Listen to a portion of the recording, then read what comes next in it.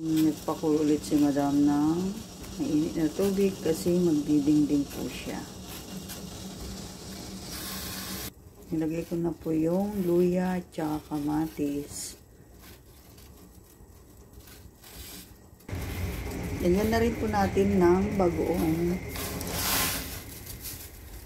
Tapos yung sahog niyang hipon. Tapos lagyan na rin po natin itong hipon na sahog niya.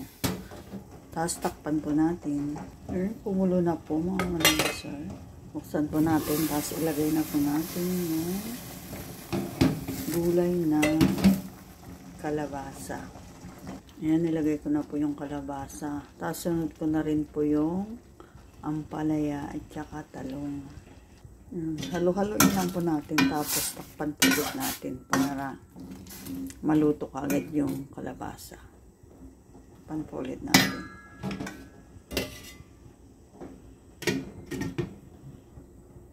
Pagkakulalagay na po natin yung palaya at saka talong.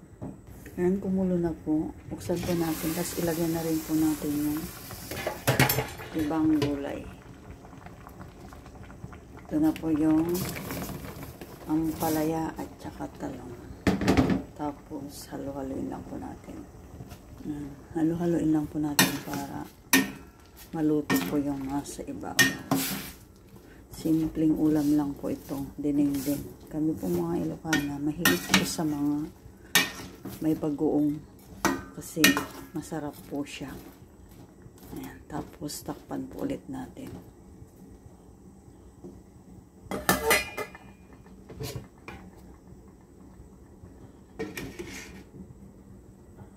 Mga ilang minuto lang ulit po. Lagyan na po natin ng betchin.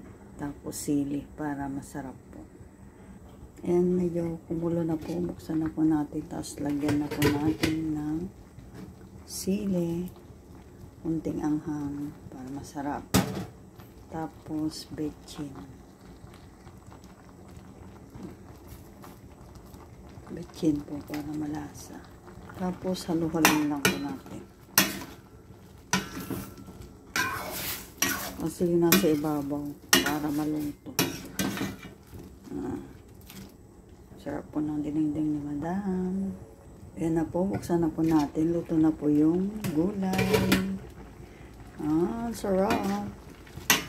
Kain na po tayo.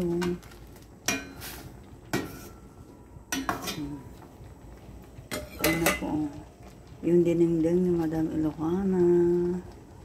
Thank you for watching. Love you all. Ito na po yung dinengdeng.